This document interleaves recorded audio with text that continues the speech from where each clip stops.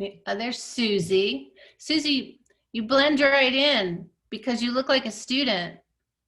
Unmute yourself. Hello. Thanks. Hi. Everybody say hi to Suzy. Give her a wave. Hi, guys. So I reminded everyone that you're a social worker in the city of Richmond and that you work with kids in schools, and that's about it. So I told them that I'd shared the Google form with you, and we went over some of those questions, and they've brought questions for you as well. So I'm going to let you start and introduce yourself a little bit more, and then we'll just start chatting. Okay. So and maybe we should say, if people have a question, can they just unmute and ask it? Yes, please do. I am much better at having a dialogue than at speaking at people. So please kind of just unmute yourself and we will go from there. So I am Suzy Blevins. I am a social worker in Richmond, and thank you for allowing me to come today. And basically, I am not an educator, but I did choose a service profession. So I am a licensed social worker in the state of Massachusetts, and I got my BSW from JMU, and then went to Boston College to get my master's. So hold on one second. Sure. I'm trying to pull up all my notes to make sure I cover everything.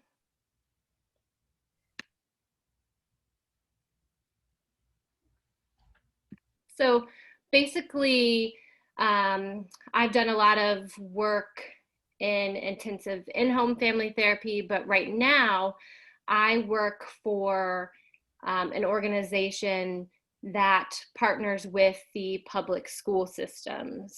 So my hats are always off to educators. You guys do amazing work. You are often not recognized. But I think that COVID is kind of highlighting the roles that teachers play, and also the roles that the school systems are playing in meeting the basic needs of students. They're kind of filling in the gaps in services like feeding students, clothing students, those types of things. So does everyone else have they noticed that or experienced that in COVID, that you feel like it's really kind of shining a light on the roles that you play and kind of filling in the basic needs of the students? Do you guys see that? Somewhat, a little bit. I mean, parents are kind of like overwhelmed anyways, and like, oh, you see all these memes on social media and things like that where it's like, oh my gosh, how are teachers doing all of these things? So really hats off to you. But even before pre-COVID, teachers are often the first line of defense in kind of meeting the basic needs of students. You recognize when they're tired, you recognize when they're hungry, you recognize their cleanliness and their appearance. You might also recognize signs of abuse and neglect. You are kind of that first line of defense. And as you know, that our students don't leave their bags at the door, the metaphorical bags of what they bring into the classroom.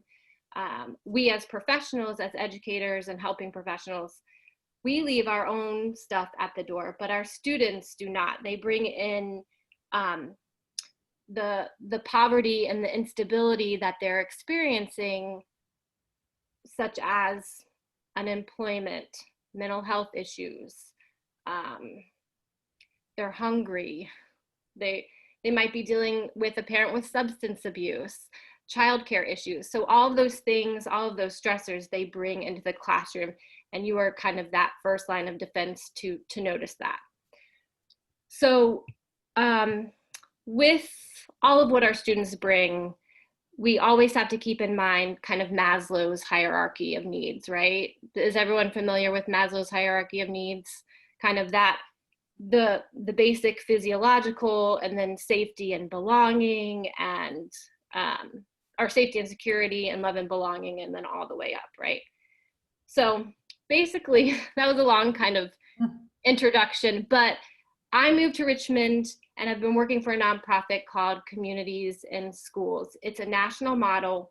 We're in Petersburg. I don't know where you all are placed, but we're in Petersburg, we're in Northern Virginia, we're in Richmond, we're in Chesterfield, kind of all over.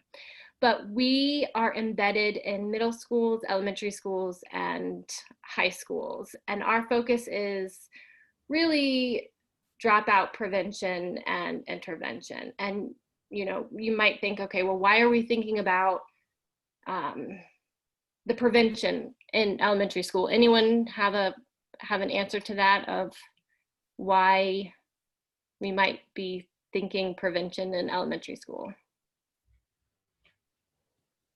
Honestly, this is where like kids form their opinion on school. Like I feel that a lot of kids, if they aren't supported at home in terms of like school related issues, like, oh, my mom loved reading, so I love reading kind of thing. If they're not getting that, they're going to have this I hate school mindset all the way through. Yeah. Yeah, we see, so our goal is to really address the barriers that prevent students from even coming to school and then staying in school and being successful with kind of those basic needs that I talked about. So the food, the clothes, the transportation, the school supplies, those kinds of things. So I, as the CIS coordinator, kind of focuses on those Maslow's hierarchy of needs. And I'll just give you a quick background of Communities in Schools, that we have these 5 basics, which are our set of essentials that we believe that every child needs and deserves to be successful. So I'm going to tell you, but I bet you guys can guess that the number 1 is having a caring relationship with an adult. And that doesn't have to be me as a CIS coordinator. It can be a teacher, it can be the custodian, it can be the administrative assistant in the front office. But it's kind of my job to make sure that the students that I work with have a caring adult or know who to go to feel supported in the school. And then also helping them develop their social capital outside of school as well. Who can they trust at home?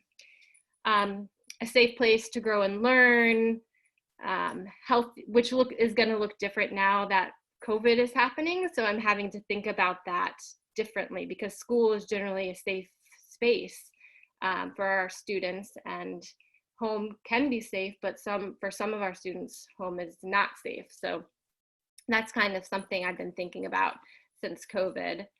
A healthy start and a healthy future, that really talks about kind of healthy foods and the clothes again. A marketable skill to use upon graduation, so helping them identify their passions and their skills so that they can, that's really more for middle and high school, but not everyone has to go on to college, and that's okay, but helping them find their path and a skill for them. And then the last one is a chance to give back to peers and community. We know that intrinsic motivation is really the long-lasting motivation, and we often get that from helping other people. So we try and instill that in our students. So basically, I'm assigned to, I don't know how much time, I'm going a little slow, but I work in a school in the east end of Richmond, if anyone's familiar with that part of Richmond. We are about 97% identify as Black or African American, our student population, and then our teachers and staff also kind of mirrors that same 97%. Our students I feel are some of the smartest in Richmond. And they also have some of the highest ACE scores. Are people familiar with what ACE stands for? The adverse childhood experiences. And then my school is also, we are the lowest performing school in Richmond and also in the entire state of Virginia. So currently our accreditation is kind of hanging in the balance. So this year, I think we really needed to see some improvement for our SOL scores to stay accredited. So, and I'm not sure if you all know, but as far as I know, they are still expected to complete their SOLs in the spring. So I have some feelings about that, but people can ask me later. So what exactly do I do? I kind of talked about the basic needs, but essentially I assess the students, figure out the barriers, and then partner with other organizations and volunteers to meet the needs. So it might be that I'm connecting with the organization that provides glasses because we've identified that that's a need for our students, or I'm partnering with a church to be able to provide Thanksgiving and Christmas assistance, or I'm partnering with, I'm trying to think of all our different, the Planned Parenthood to run a 5th grade girls group on healthy relationships and self-esteem. So I do the basic needs. I provide group support, which is our tier 2 support. So like the group that I just mentioned, or if we have a lot of students whose parents are incarcerated, or a family member who's incarcerated, we might run a group for student, or a group on grief and loss, because we have a lot of community violence where our students live. And then those ones who need more intensive, like one-on-one support, although I'm a licensed social worker, in this role, I don't provide that service, but I do provide kind of a one-on-one, and if they need therapy or if they need an additional kind of one-on-one support, then I would refer them to another organization to provide that.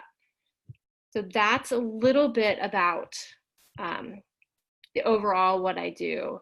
And then like pre-COVID, I think Holly, we had talked about kind of what does my day-to-day look like. And every day, even as teachers, every day in the school is a whirlwind and something different happens every day. But basically, I'm kind of meeting those basic needs. I'm having students who are having trouble coming to school. I have them check in with me each morning. So that's kind of that intensive work. And running small groups, doing lunch buddies, connecting students with volunteers who might be a lunch buddy to them, or they might be tutoring them or providing some kind of academic support. And then of course, all of the like paperwork and documentation. And I don't know if all of you have attendance meetings at your school, but attendance is a huge, huge thing. And I'm not sure what's going to happen this year, but trying to make sure that I think chronically absent, you're considered chronically absent if you've missed 20% or more of the school year. So we have actually, our school, I forgot to mention, has a very high chronic absenteeism rate. So getting them to even come is a challenge. So thinking about post-COVID, anyone have any questions before I talk about post-COVID? Or during COVID, I should say. I have a quick question. Yes. So I think I just did the math, and 20% was like, I don't know, 26 or 36 days. How are they counting days these days? So good question. We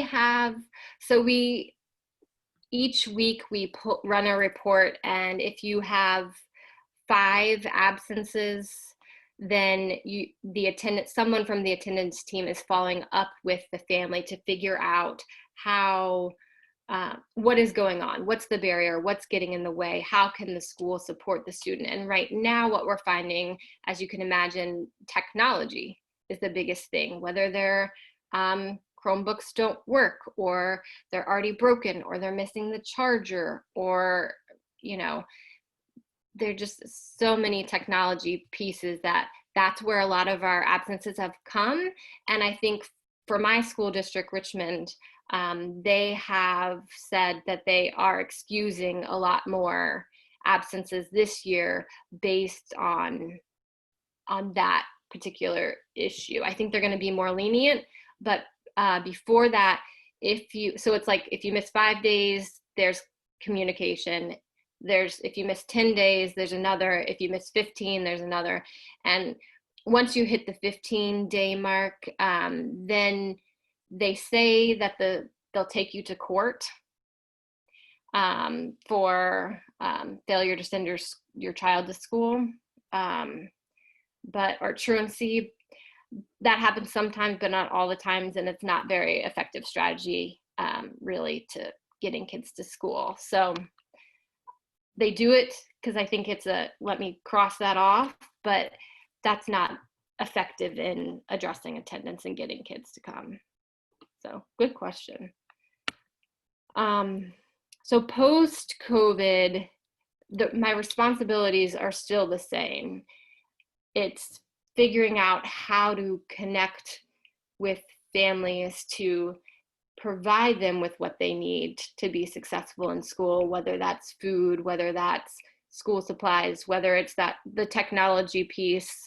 I was actually, right before I got on, I had a parent texting with me, and they're like, I couldn't get back on after lunch. I think the computer's broken. So I'm like, okay, well, meet me at the school tomorrow and we'll figure it out. And if I can't fix it, I'm gonna get you a loaner. And if I can't get you a loaner, then you'll have to come back on Tuesday. And so it's a lot of figuring out, knowing who your parents are and how they connect. I think that was one of the kind of questions, is how do you connect with parents who you can't reach? I think that was one of them.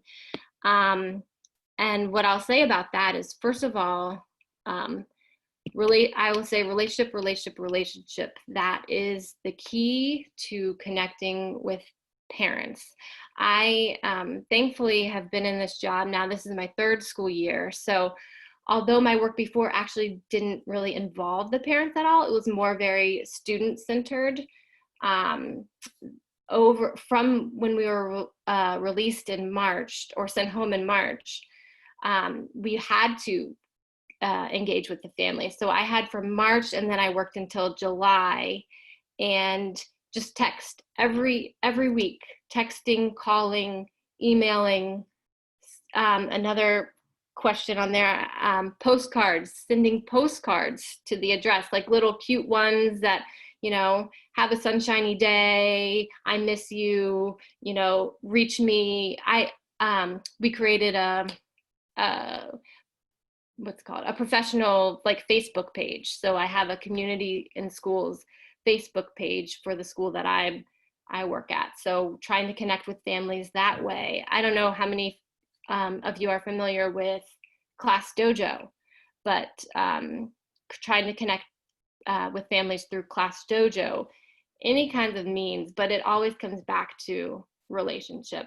And so how do you build that relationship? Especially, is this first practicum? I forget. Yeah.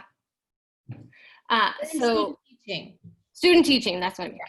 The first placement for most of them. Some of them, they only have one, but others are getting ready after one more week to transition to their next placement. So a lot of them are feeling kind of sad right now that they have to say goodbye to their kiddos. Yes. It all comes back to that. And when I used to work with, I did a lot of mental health consultation with preschool teachers in classrooms, and I supervised preschool teachers. And what I would always say to them is you just have to come at it. So I was trained in Dr. T. Barry Brazelton touch points. I don't know if you guys are familiar with that. Probably not, because it's more early childhood related. But basically, when you're connecting with parents, you come to them with a set of principles and a set of assumptions. And so I wrote some of them down that I thought might relate to you. So some of them are using the value and understand the relationship between you and the parent, number one. Like, that is a valuable relationship because your goals are the same. Like, you want the student to learn and grow, and the parents want their student to learn and grow. So knowing that, if you're having like a challenging conversation, you may want to use the behavior of the child as your language when communicating. So, for example, Jasmine, I notice Jasmine comes to school every day, and in the morning she puts her head down and she falls asleep and she misses the first half of math class. So you're just describing the behavior, and then you say, Mom, have you seen this kind of behavior when she's at home? Now, this is different because they're home all the time, but if they're in the classroom with you, you're just describing the behavior, and then you can follow that up with the question, have you noticed that behavior, Mom? Or have you noticed that at home? Have you noticed they've been struggling with, whatever math concept that you're working on, or reading, or whatever. So talking about the behavior of the child. And then this is a big one, and this is kind of hard, but valuing passion where you find it. So that means sometimes we think of passion as being like, like a bright and happy thing, but sometimes passion is anger.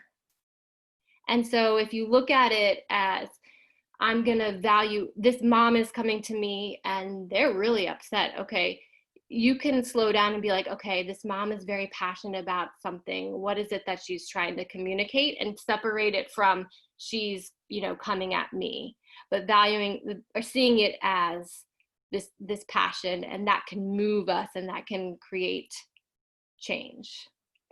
And then, so those were some principles, not all of his principles, but some of them. And then assumptions, which is also very powerful. And assumptions are kind of what you assume about the parent, that this is always true about them. So when you're going into a conversation, you're going to have in the back of your head these assumptions. So for example, the parent is the expert on his or her child. All parents have strengths. All parents want to do well by their child. All parents have something critical to share at each developmental stage. All parents have ambivalent feelings, and parenting is a process built on trial and error. So you have to remember that parents are human beings too, and I can relate. I think there was some comment in what's the document that Holly shared was kind of that nervous energy in talking to parents. And I think we all experience that, like when you're new to something. But I would challenge you a little bit in, number one, you don't have to have all the answers. Like if you come at it like, okay, the parent is the expert. I do have some expertise in educating and teaching, but we don't have to have all of the answers. We can partner together to figure things out. And especially if you're having an issue with a student, when appropriate, bring that student in to help problem solve. I was just in a conversation earlier this week, and this teacher said, can you come to this meeting? And she came, so it was me and the teacher and the parent, and the teacher was very upset because the student was not keeping her camera on not, you know, getting up and leaving, not coming back, not turning in assignments before they were due, all sorts of things. And the teacher kind of listed those things off to the parent, and that's not how I would have approached it. There's no like problem solving. And what I would tell my preschool teachers, if there's something like this, it's, can you at least sandwich it? Like, have something positive to say about the student, share a piece of your concern, and then sandwich it, end it with something else that's also positive. And then what I did is I saw the student kind of off in the corner, and I called her in, like, Nyasia, come join this conversation. Let's figure out what's going on. You have 3 adults here who really care about you and want you to succeed. Tell me what's getting in the way. And she was able to do it. These students know that the barrier, the phone is a distraction, the TV is a distraction, you know. I'm not comfortable sitting in this type of chair. Like, oh, okay, maybe let's try this first before we, you know, kind of slap the hand. Let's problem solve and figure something out. So that's bringing the student in when appropriate can be helpful, because they know what they need a lot of the time. Sometimes they don't, but a lot of times they do. I'm talking a lot and I have more to say, but does anyone have questions that they want to make sure that we talk about?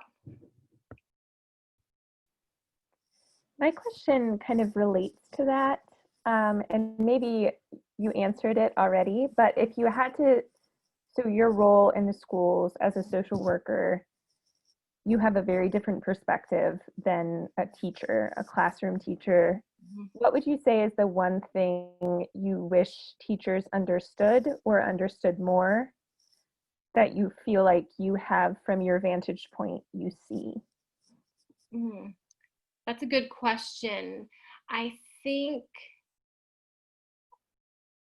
what I would like for teachers to do more of is to come at students and families more with curiosity rather than making assumptions. Like, we all know what's acceptable and what's not acceptable behavior, but you make assumption about maybe why a student is either acting the way that they are or why a student's not getting good grades. Like, we do not know what is going on a lot of times in the lives of our students. Sometimes we do, but sometimes we don't. So I would say always remain curious, and yeah, ask open-ended questions. Ask good open-ended questions of your parents and your students. Did that answer your question?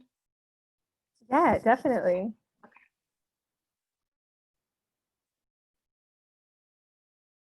Anybody else? I'm trying to look. Home visits, I think, was also something that was mentioned, and talking about balancing privacy and building relationships and engaging child's learning when you can't meet in person. And again, we've already talked about this, but the first step is always about building relationships. And once you have that good foundation, you'll be able to figure out that balance. But to build the relationship, from my experience, and I could be wrong here, but it's always good to do a little bit of appropriate boundaried self-disclosure and talk about yourself. That's what I would do with a student, you know, ask them questions about what they like, and then, oh yeah, well, I like to do this, or, oh yeah, I'm from a big family too. So that's how you do it with the student. And you can do it in a way also with parents, to do a little bit of self-disclosure, not too much, but that's going to build the relationship. And then just being genuine and open and be a good listener, those kind of things you would do for anyone. And kind of, like I said earlier, kind of remaining curious about a family and a student's situation and asking good questions. And then also, again, you're going to build that relationship if you're sharing positive information about the student along the way. So, you know, however often you connect with them, whether it's weekly or every other week, like, oh, you know, Zariah did really well in our language arts session today, or whatever it is, just give something positive. We all want to hear that. And then let's see what else. Okay, so balancing kind of that privacy. So I think that was in relation to home visits. And I would say, I don't always do this, but scheduling your home visits if you're doing them, and now in COVID, don't go in the home. If that's ever a thing, if anyone tells you to do that, don't listen to them. Stay on the porch, which is what I do. And I wouldn't suggest, I mean, each school is different. I'm in a community where there's lots of violence. So and I do go by myself sometimes, don't tell anyone, but you should probably go with someone. You can go with a colleague, you can ask your school social worker, you can go get the school counselor. My principal is like, yeah, whenever you go out, you know, invite me and I'll see if I can come. So scheduling them is going to kind of help with balancing that privacy piece. And then kind of the other thing is just kind of, you'll notice like respecting what their boundaries are. And this is a social work language, so I don't know if it relates to you, but we always say starting where the client is. So whatever the parent is bringing up, that's where you start. Don't start with your agenda, start kind of with the parent's agenda, and then you can add on your piece. Hey, Suzy. Yeah. So I'm not going to tell your mom that you do home visits by yourself. Yeah. But you might want to sort of clarify, like you did with me when we were talking the other day, about how pre-COVID you were part of the community walking kids to school and stuff. Talk about that. Oh, so in part of my role, the first year, so again, I'm on my third school year, but the first year I started this job, I did what was called a walking school bus, because we were having such an issue with attendance that I actually walked kids to school. Now, our kids come from two different housing projects, one that's far away, so they have to be bused. It's not in walking distance, so they have to be bused. And the other one is like right across the street from the school. So I and a volunteer, and sometimes by myself because the volunteers don't always show up, would walk about 20 kids to school. We would knock on the doors. The kids would get excited. They would run to the next one and they would knock on the door. So I just kind of had to supervise and make sure we were following the route. But the people, I did it so long that the people knew who I was. And I am clearly a white woman, and I'm in a housing project that is mostly people who identify as Black or African American.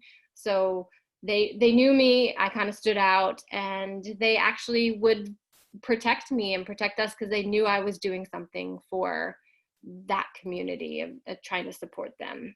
And I didn't do it the following year, partly because I broke my foot, but also because you have to be strategic in your interventions. And the students that I invited to be on the walking school bus, this might be too much information, but I didn't have a clear enough sense of why they weren't coming to school. And I think if I had a better sense, I could find students that fit that intervention better. So what I ended up happening, and again, it was my first year and I was trying to figure everything out, but what ended up happening, I think, is it was good and people loved it, but became a little bit enabling of parents who could get their students to school, but chose not to. And I really wanted it to be for and needed it to be for students who didn't have that option. Maybe a parent had to go to work early. So I would do it differently if I were to do it again. Did that answer anything else I should share about that, Holly? No, that was good. Okay. There was a good question, and I don't have a very good answer to it, about how to work with students when they are in home environments that are not ideal for learning. It's tough. This is happening a lot, where there's multiple, I don't know if you guys know that Richmond has one of the highest eviction rates in the country. I think we're not number one. We used to be number one, but I just read recently that it's number 2. And so a lot of our families are doubled up together.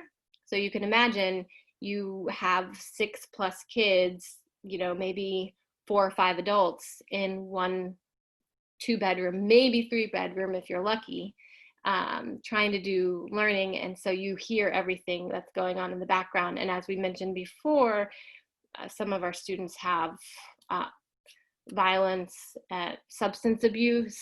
I've seen substance abuse on camera. I have seen naked people on camera. I have seen all sorts of things. Of course, number 1, you're a mandated reporter.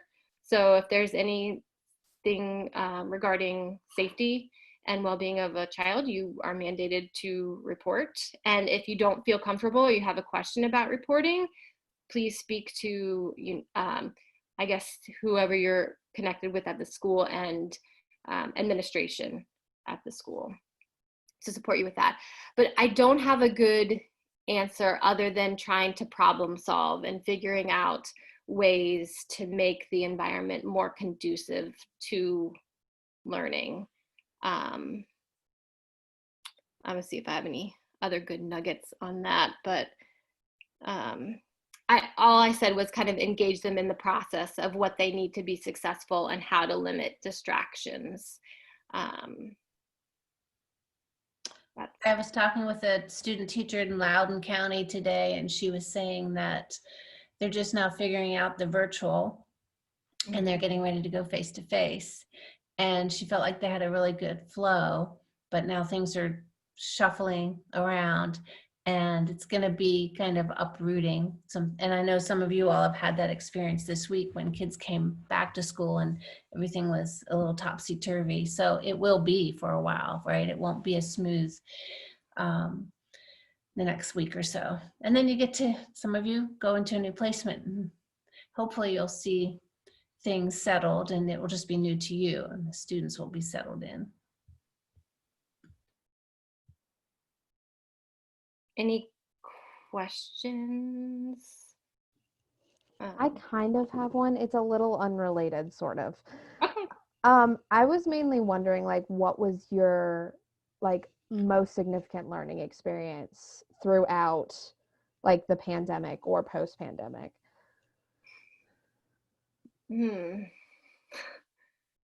My most, that's a very good question. Number 1, I don't think I fully realized the connections that we make with our students.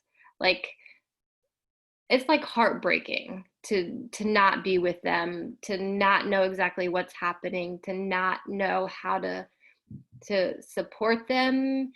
And I think I said it kind of in the beginning, kind of this realization that schools have, before COVID, but COVID, was shining the light on it, has filled so many social service gaps.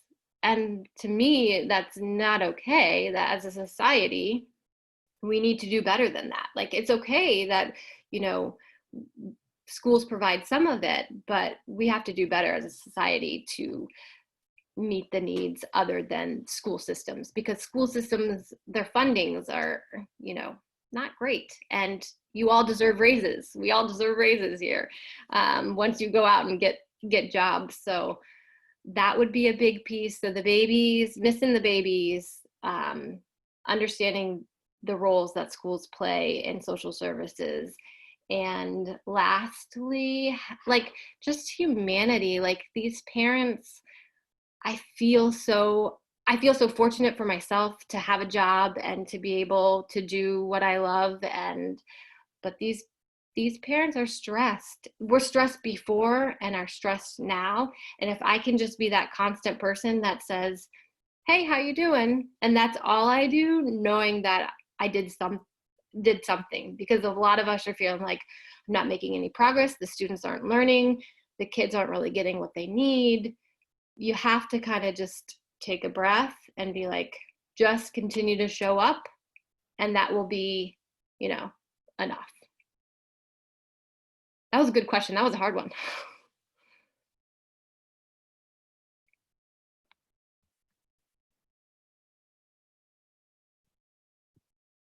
Who has questions about classroom management?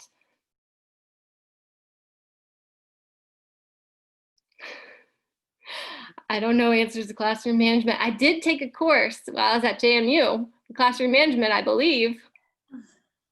Well, it's totally different virtual, right? Yeah, so. You guys could probably answer that question better than I.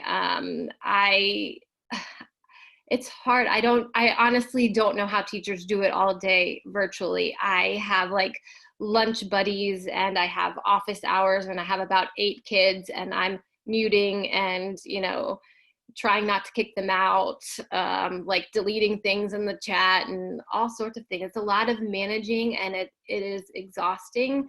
I will say classroom management, like it goes back to relationships and consistency in expectations. And if you can do that from day one, that is good. And use a lot of, especially now that we're virtual, it's even more important to find the visual cues that work for you and that work for your students.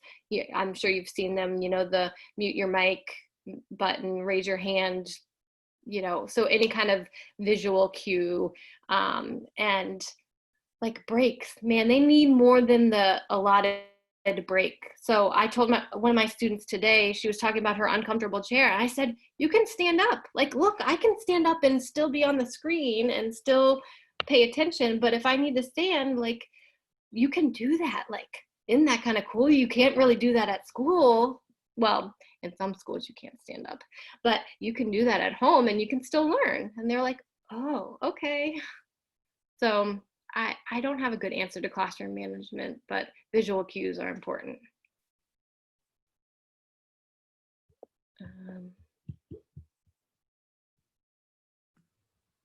Any other, did I cover some of those?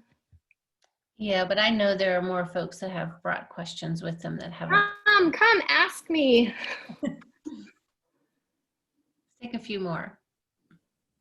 Do you guys have HLA, which is Home Learning Academy for Richmond schools, and like how does that look? Are they going to implement them back in the classroom, or how is that looking for you all?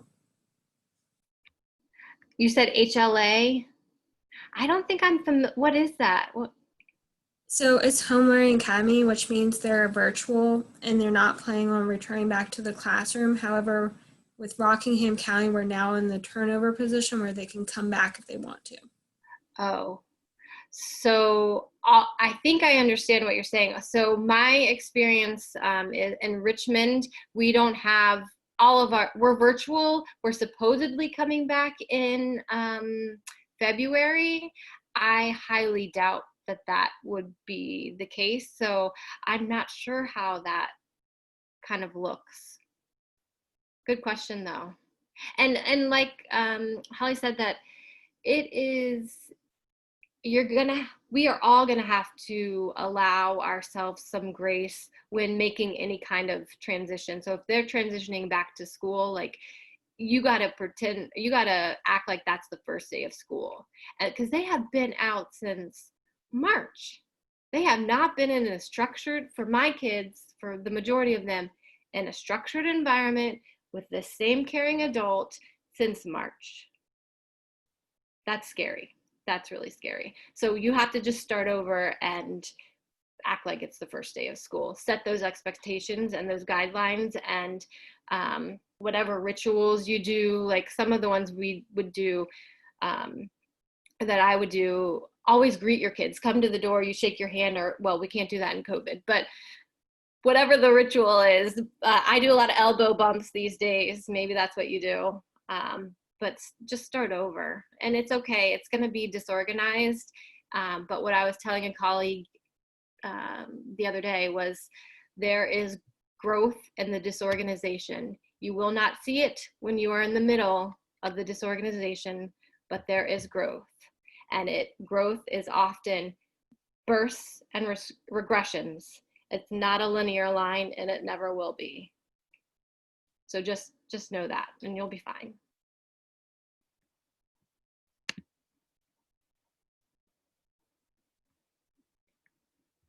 Anybody?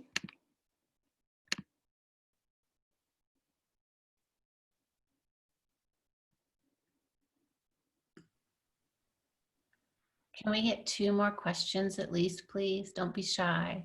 I'll ask a question.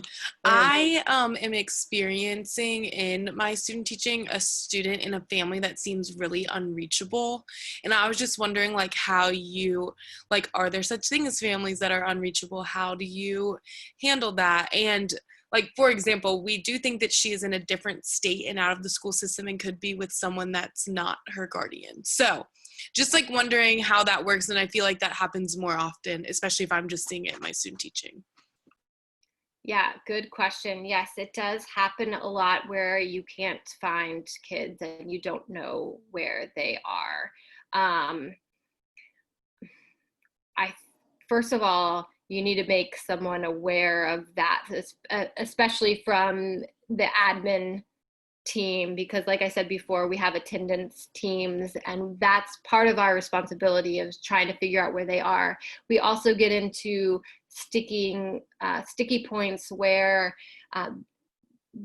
legal guardians, like you can only talk to legal guardians. You might be able to call auntie and say, auntie, do you know where so-and-so is? Can you please tell them to connect with the school? Whether they relay that message or not, like, it happens sometimes, it doesn't. But you just have to document each effort to try and track that kid down. And yeah, a lot of times they do move out of state, and the reason how we know where kids end up sometime is that we'll get a request for records from, Florida or somewhere saying, hey, can we have the records? Sometimes we do, and sometimes we don't, and then we just don't know where that kid is if we've had no contact. A really good question. And home visit, multiple home visits too, just to double check. Sometimes the neighbors know.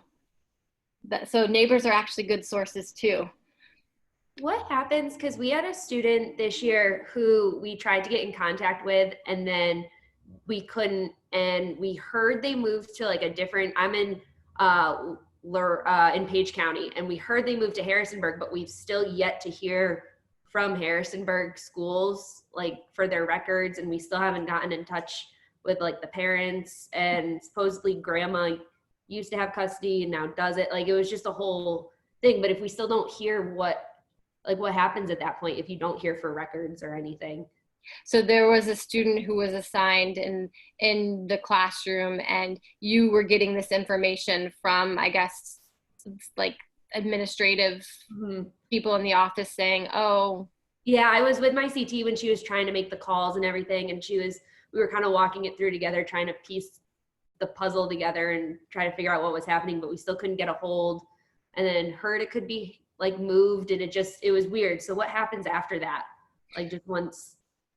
That's a good question. I don't necessarily know the answer to that, other than I wonder if someone from the school administration could call, if you really have a good lead that you think they're in Harrisonburg or somewhere, then calling Harrisonburg, I guess the main Harrisonburg Public Schools numbers, and seeing if they will share. Sometimes some school systems are good at sharing information, and other times it can be a pain as well. I don't necessarily know the answer to that.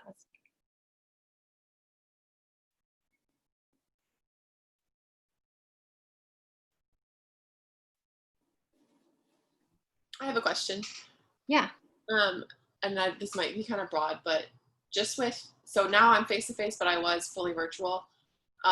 And understandably, we saw a lot of parent stress. A student would accidentally be like, they would unmute their mic and we would hear a lot of, anger in the background, just like heartbreaking things, I guess. And that were directed towards like their child about like, oh, I can't wait for you to be back full time. And, you cause me so much stress, and just like heartbreaking to hear those things. And especially like if they're like other classmates can hear it. I don't know. Do you think that sometimes, and even pre-COVID, but now like parents, they aren't aware that their stress can, like, how much it affects their child?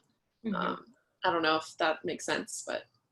Yeah, I definitely. I mean, I don't have children myself, but in my experience as a professional and working with parents and doing therapy with parents and children, I think a lot of parents have no idea that their stress translate to the students, and also thinking about how like you kind of spoke about, how shaming that can be if other students can hear that.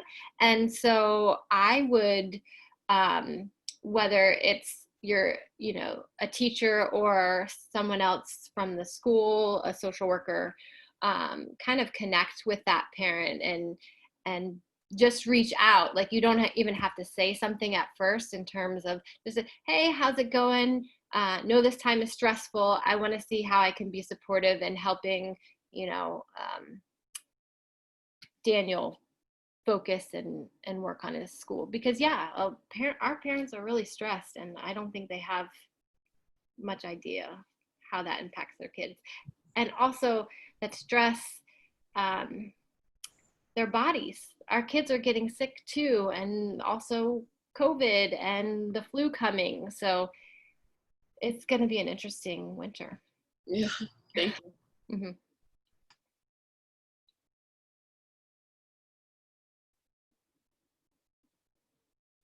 I think we have time for 2 more questions, if yours hasn't been answered and you have a good one.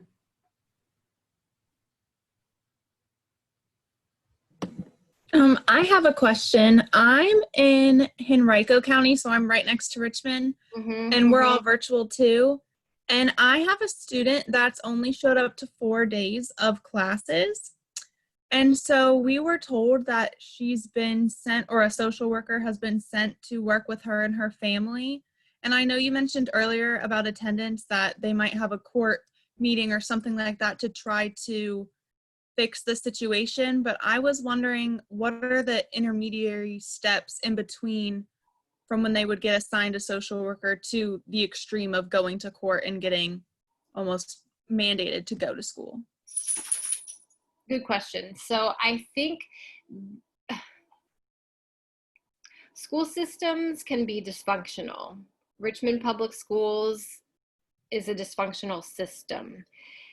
How it should be is not how it always is. And attendance, if you can get on top of it early and not check off a box of, oh, well, I called mom and to see why the kid wasn't in school, and that's it, that's not going to fix attendance, has not fixed attendance, but is often what our school system does, and I imagine other school system does, because everybody is so burdened with all of the things that they need to do in order to get through the day and educate our young children.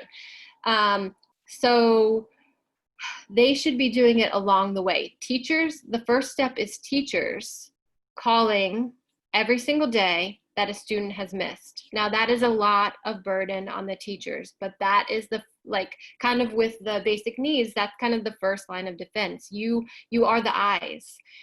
So that's not a great way to always build relationship, but it can also be a fabulous way to build relationship if you come at it in a way of, I'm here to support you, not a, I got you, you're in trouble. But really, what are the barriers? And that's kind of what I was talking about with the walking school buses. I didn't quite understand with the kids who I invited. I didn't understand their barriers well enough to make the intervention work. We have to be better investigators to start from day one and figure out how, what's getting in the way, what really is getting in the way. Is this really a mental health issue of the parent?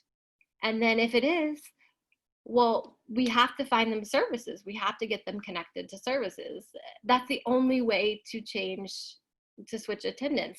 So you start each day, and then the attendance team, they will do a formalized plan, or at least our school, at 5 and 10 and 15 days. But hopefully we're doing kind of preventative work by getting the information from the teacher. So the teacher might say, oh, well, you know, Cameron isn't here. I keep calling mom. Mom says that the computer's broken or not logged on, whatever. But sometimes it's not the whole truth. So following it up from someone else or actually doing a home visit can be helpful. But you have to come at it from what's really getting in the way and how can we connect you. But that's not solely the teacher's responsibility. Thank you. You're welcome.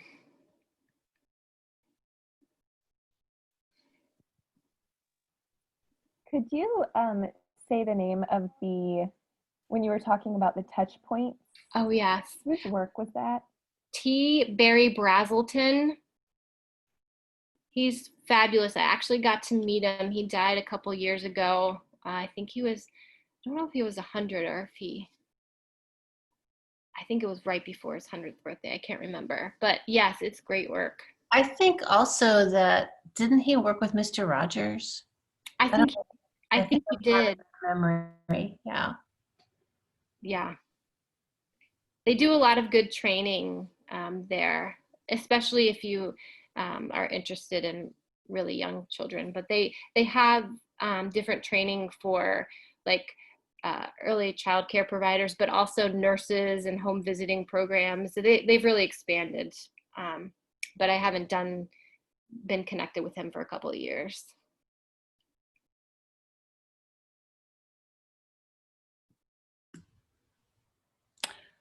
Last chance for a question.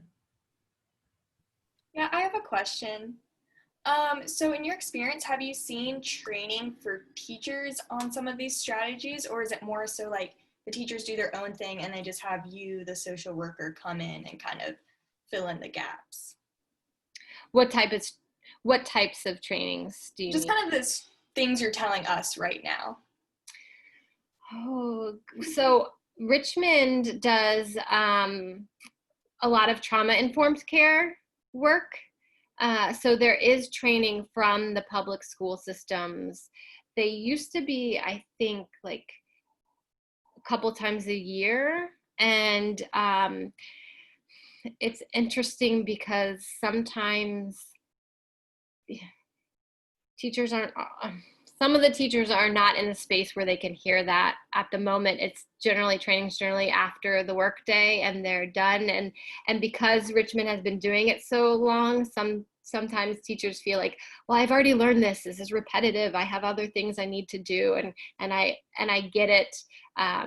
But trauma-informed care is huge. So the school system has been doing that. And what's great also this year is that because in our schedule, Wednesdays is a half day, they've been doing a lot of training and a lot of like PDs on like virtual learning and mindfulness and morning meetings. That was never a thing in my school last year. Like no one did morning meetings and check-ins and things like that. But because they're virtual, I think, I don't know, maybe there's more control or something. Good question. Thank you. Suzy, do you have any last words that you want to share with us before we wrap up?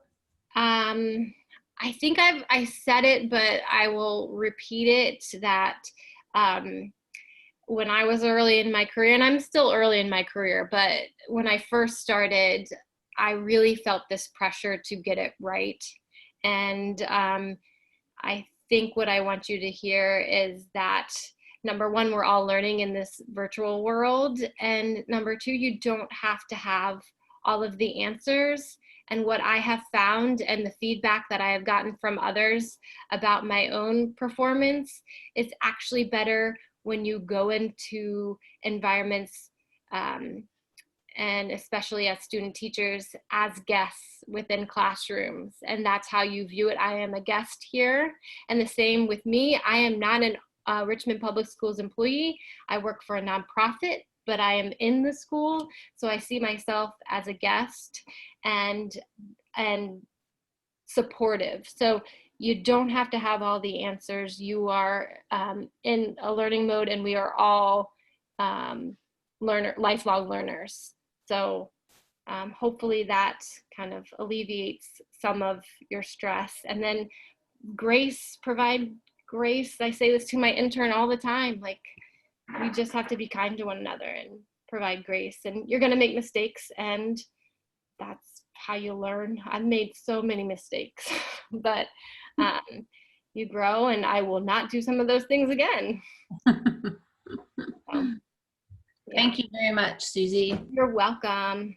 And just a virtual round of applause for everybody. You can use your actions to send some hearts and cheers and clapping and however you want to do it. But we really appreciate you joining us and giving us an hour of your time. No, this was great. Thank you. I get very passionate and get energized by having conversations like this. So thank you. I appreciate it. All right. We'll see you. And everybody else, I don't have anything more, but you can stay on if you have questions for me. So I'll hang around for a while if you want to hang around, but you're free to sign off as well. Thank you all for coming and bringing your questions. Bye to those folks. Thank you. Yeah, you're welcome. Thank you. Bye. Bye. Boom, boom, boom. Everybody's going.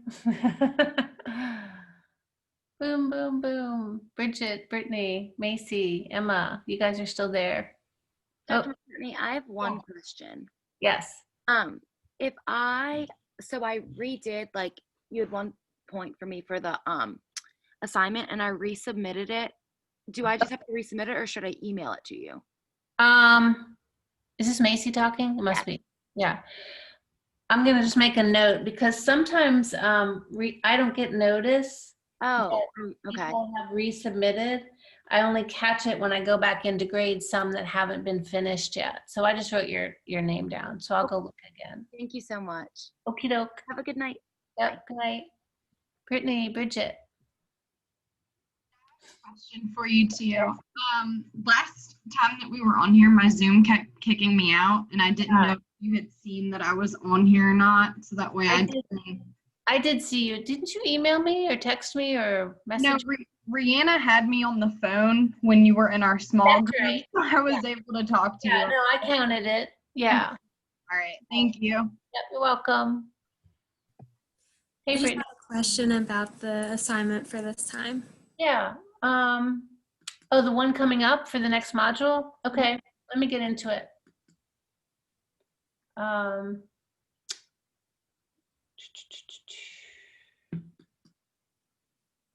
Okay. All right, go. I seen we had to pick 4 strategies, and then we were writing about one. Do we have to show you what all 4 were as well? Just list them. Like, just list the 4, identify the 4, like in the first paragraph, and then just use the rest of the page to provide the narrative on one of those. Okay. Yeah. And did you want that page to be double spaced, or how is that? Well, I'm thinking that if you double space it, let's see, I'm looking at how much stuff you have to include, right? Be sure to consider that you have a diverse classroom. Why did you choose it? What do you hope to accomplish? How will you communicate to families, especially those that are diverse? No, I think you can do it in one page, even if you double space it. Okay. Yeah, I mean, if you need to go over a page, that's fine. Okay. But I don't think you should need 2 pages single space. Yeah, no way. Remember what I said in the very beginning? I'm overwhelmed with all the grading. I saw that. Well, part of that is a lot of things that I do online, I would normally do in the classroom, and I wouldn't be looking at everybody's work. It would be small group work, and you know, I knew you did it because you were there. And so now, actually, I guess I'm getting to see more work from everybody. So, but it's all good. All right. Thank you. You're welcome. Have a good evening. You too. Bye-bye. Bye.